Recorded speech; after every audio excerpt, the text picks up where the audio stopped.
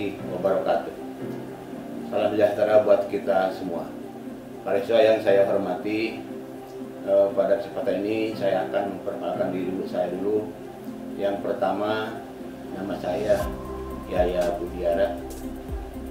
Email saya yaitu yabudiara@gmail.com, dan nomor kontak yang bisa dihubungi yaitu 081 290 38.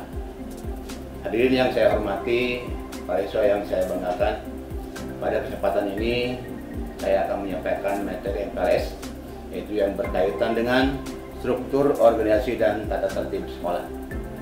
Hadirin yang saya hormati, para siswa yang saya banggakan, sebelum kita memulai dengan materi struktur dan tata tertib sekolah, baik saya akan menyampaikan dulu visi misi SMK PGRI 1 Balaraja.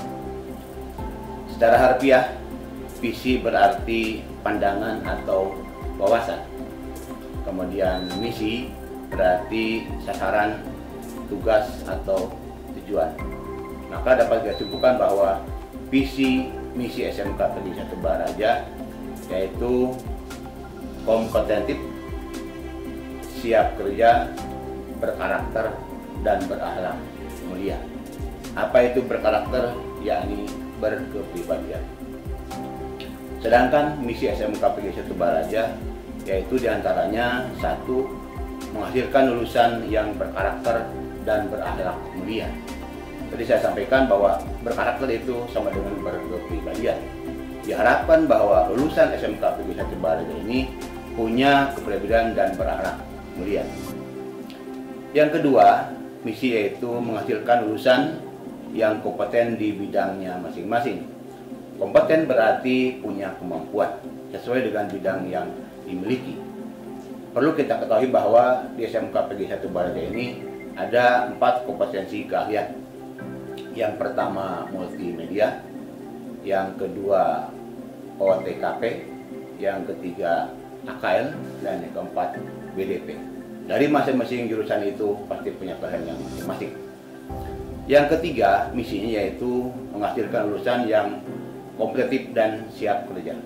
Dimaksudkan bahwa minimal setelah lulus dari SMK PGRI Balaraja ini, siswa diharapkan siap kerja baik di dunia usaha maupun di dunia-dunia yang lain.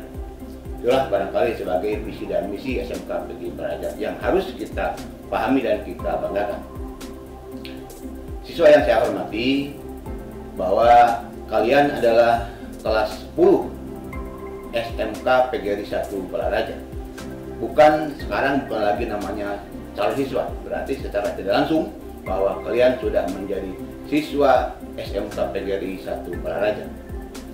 Kalau kita melihat kalender pendidikan, bahwa kegiatan PBM itu sesuai dengan kalender pendidikan yaitu dimulai tanggal 12 Juli 2021.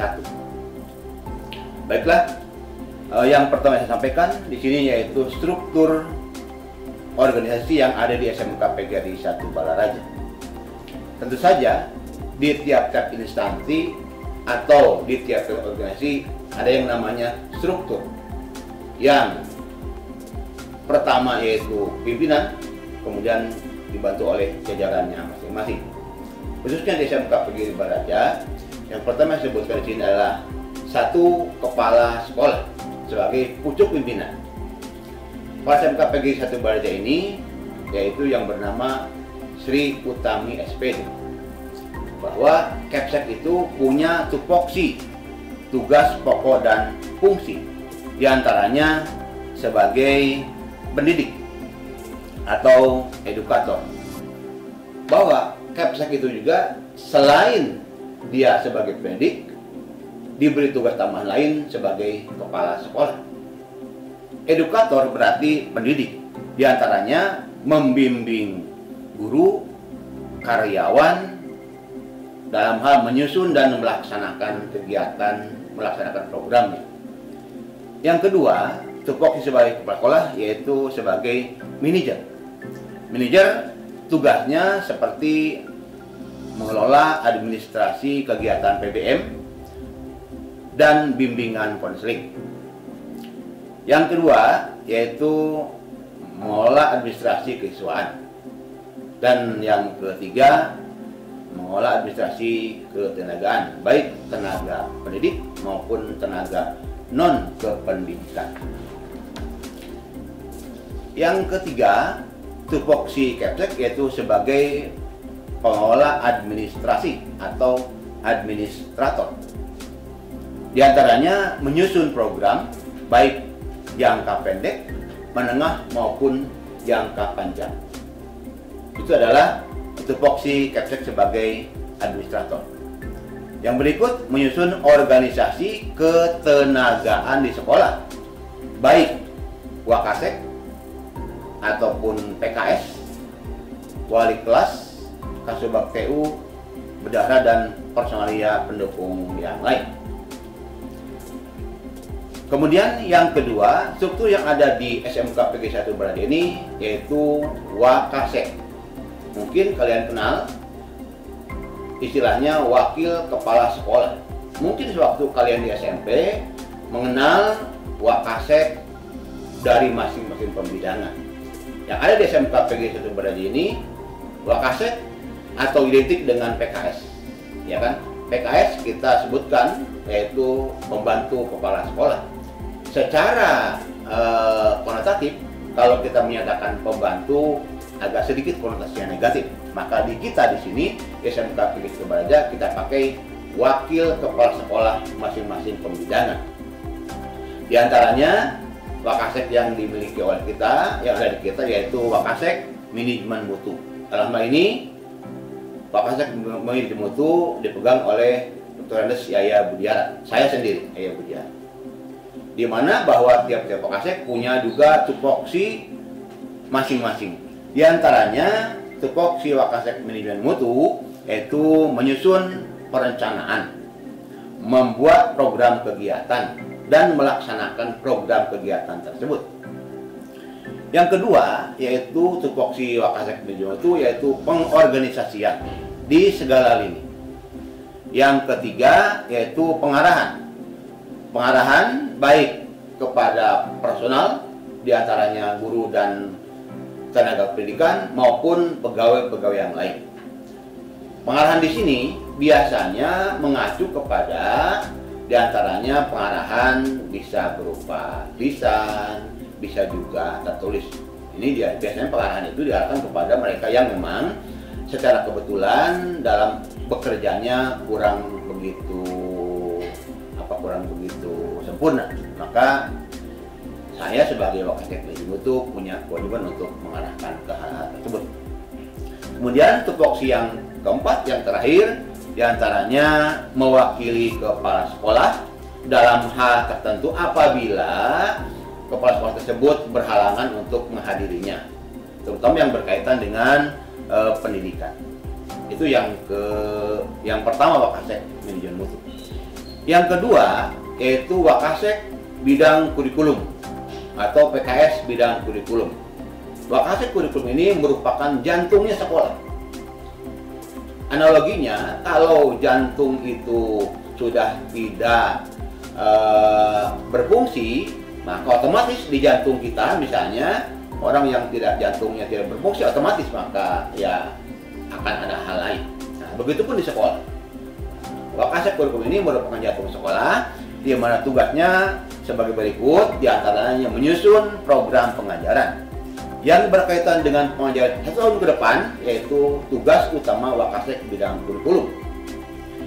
Yang berikut, menyusun dan menjabarkan kalender pendidikan. Jelas bahwa sekolah itu punya kalender, ya, yaitu kalender pendidikan di tingkat provinsi, kemudian dijabarkan menjadi kalender pendidikan di sekolah. Nah, pada kesempatan ini, tahun pelajaran sekarang yaitu tahun 2021-2022, sesuai dengan kalender akademik pendidikan bahwa PBM itu akan dimulai pada tanggal 12 Juli 2021 berdasarkan kalender akademik. Yang berikut yaitu masih tupoksi Wakasek bidang kurikulum, menyusun jadwal evaluasi belajar atau penilaian belajar, baik penilaian yang bersifat tengah semester, akhir semester, dan penilaian ujian akhir sekolah. Dan yang terakhir, menyusun kriteria kenaikan tingkat atau kriteria kelulusan. Itulah salah satu diantaranya tupoksi Wakasek bidang kurikulum. Yang ketiga, Wakasek yang ada di kita, Wakasek bidang kesiswaan. Tupoksinya diantaranya menyusun program pembinaan kesiswaan, meliputi kegiatan ekstrakurikuler, yaitu pramuka diantaranya PMR, KIR, Kerja Ilmiah Remaja, UKS, Paskibraka, dan lain-lain. Dalam pelaksanaannya, Wakasek bidang kesiswaan ini dibantu oleh pembina OSIS. Sama ini ditunjuk oleh Wakasek kesiswaan orang yang punya kompeten di bidang kesiswaan tersebut. Yang keempat, struktur yang ada di kita yaitu Wakasek bidang humas atau hubid, hubungan masyarakat atau hubungan industri. Sama seperti tupoksi yang lain, diantaranya mengatur dan menyelenggarakan hubungan sekolah dengan dewan sekolah, diantaranya komite dewan sekolah itu masyarakat ataupun orang tua. Kemudian yang kedua, membina hubungan antar sekolah dengan wali murid. Apa-apa misalnya kegiatan yang hubungannya dengan wali murid, maka tupoksi dari salah seorang Wakasek humas atau hubid. Yang berikut, membina pengembangan antara sekolah dengan lembaga pemerintah, dunia usaha atau dunia industri.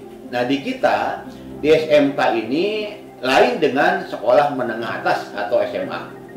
SMK yang notabene sekolah kejuruan, selain proses belajar mengajar di kelas, maka diharapkan siswa ini melaksanakan PKL, praktek kerja lapangan sesuai dengan permen pemerintah. Jadi mau tidak mau yang namanya sekolah kejuruan harus punya keahlian di bidang kejuruan. Di antaranya kita melaksanakan praktek kerja lapangan yang waktunya itu adalah situasional, bisa 1 bulan, 2 bulan, 3 bulan, bahkan nanti ke depan bisa 6 bulan. Di kurikulum yang baru itu nanti 6 bulan. Nah, kita situasional, bisa 1 bulan, bisa 2 atau 3, tergantung dunia industri atau instansi pemerintah yang akan menerima siswa kita. Nah, itu diantaranya tupoksi dari seorang Wakasek bidang kehumasan atau hubid. Kemudian yang berikut, yang kelima, struktur yang ada di kita di SMK PGRI 1 Berde ini yaitu Wakasek bidang sarana dan prasarana. Sama seperti juga yang lain, punya tupoksi diantaranya menyusun program pengadaan sarana dan prasarana. Yaitu kita menggunakan sarana yang ada, juga pendukungnya. Terus terang bahwa kita selalu menyiapkan sarana yang cukup lengkap, mudah-mudahan karena kita sekolah kejuruan didampingi atau dibantu dengan kesiapan prasarana, diantaranya lab komputer yang kita punya. Sebagai gambaran, di sekolah kita ini punya 5 lab komputer, yaitu lab 1, lab 2, lab 3, lab 4, dan lab 5. Mudah-mudahan tahun ke depan kita bisa menambahkan lab yang ada. Kemudian yang terakhir yaitu Wakasek bidang keuangan. Bidang ini yaitu bidang yang paling strategis. Tentu saja tupoksinya sama dengan yang lain, menyusun program perencanaan yang ada hubungannya dengan keuangan. Kemudian merealisasikan program anggaran yang meliputi penggajian, pembelanjaan, dan urusan kerumah tanggaan sekolah. Dan terakhir, tupoksinya adalah membukukan realisasi anggaran, penerimaan, dan pengeluaran. Dalam arti bahwa penerimaan dengan pengeluaran itu harus seimbang, harus balance. Itulah kira-kira struktur yang ada di SMK kita. Saya ulangi kesimpulannya, ada kepala sekolah dibantu oleh Wakasek bidang manajemen mutu, kemudian Wakasek bidang kurikulum, Wakasek kesiswaan, Wakasek humas, Wakasek Sarpras, dan Wakasek bidang keuangan. Itulah struktur yang ada di sekolah kita. Yang terakhir, mengenai tata tertib. Sesuai dengan judul di atas tadi, tata tertib baik untuk guru, pegawai, dan siswa. Guru dan pegawai juga punya tupoksi, di antaranya membuat kelengkapan mengajar kalau seorang guru. Ya, dibuktikan dengan adanya perangkat pembelajaran, ya kan, dulu kita sebutnya RPP, rencana kegiatan belajar mengajar, RPP ya, rencana perencanaan pembelajaran. Nah, di antaranya juga guru melaksanakan pembelajaran. Guru harus melaksanakan pembelajaran.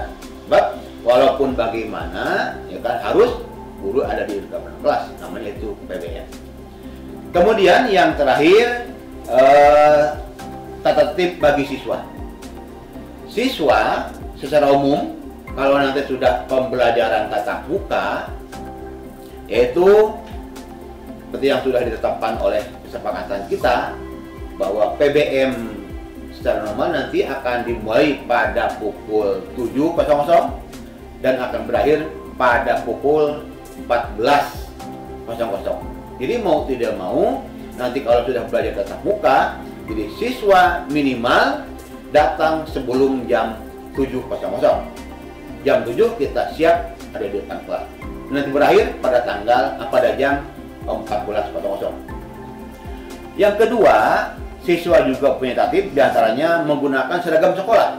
Seperti apa yang telah dipaparkan, malah nanti kurang, kalau ingin kejelasan, di depan ada tata tertib penggunaan seragam sekolah. Di antaranya kalau Senin Selasa menggunakan seragam putih abu, baik baju panjang maupun pendek, laki-laki celana panjang, perempuan menggunakan rok panjang.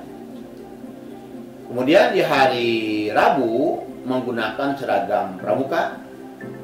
Kemudian di hari Kamis menggunakan seragam jurusan masing-masing, baik jurusan multimedia, OTKP, AKL, dan BDP. Ada keseragaman penggunaan seragam. Dan di hari Jumat dan Sabtu semua serempak menggunakan seragam hitam putih. Kemudian siswa juga tidak boleh dalam PBM kalau sudah tatap muka menggunakan perhiasan dan bermake up yang berlebihan. Ya. Boleh saja menggunakan make up tapi sewajarnya, ya. Dan tidak boleh menggunakan perhiasan yang berlebihan. Kemudian setelah adanya tata tertib perlu diadakan sanksi. Siswa kalau melanggar itu ada sanksinya, baik sanksi yang ringan, kemudian sedang, bahkan sanksi yang berat. Contoh diantaranya, sanksi berat itu dikeluarkan dari sekolah, diserahkan lagi ke orang tuanya. Kalau memang siswa itu tidak mematuhi aturan yang ditetapkan. Baiklah, untuk sementara kali ini materi yang disampaikan cukup sekian. Ya, mudah-mudahan nanti bisa melaksanakan kegiatan tersebut. Nah, kalau misalnya sekarang kondisinya kondisi belajar daring, itu nanti sifatnya situasional, jangan ditentukan kemudian. Para siswa yang saya hormati, itulah yang dapat saya sampaikan pada kesempatan ini. Ya kan, pada musim sekarang kita tetap harus menjaga kesehatan dengan menjaga protokol kesehatan, diantaranya satu, menjaga jarak, yang kedua mencuci tangan menggunakan sabun di air yang mengalir, dan yang ketiga menggunakan masker. Jangan lupa untuk protokol kesehatan. Mudah-mudahan kita semua jauhkan dari mara bahaya. Sekian, terima kasih. Wassalamualaikum warahmatullahi wabarakatuh.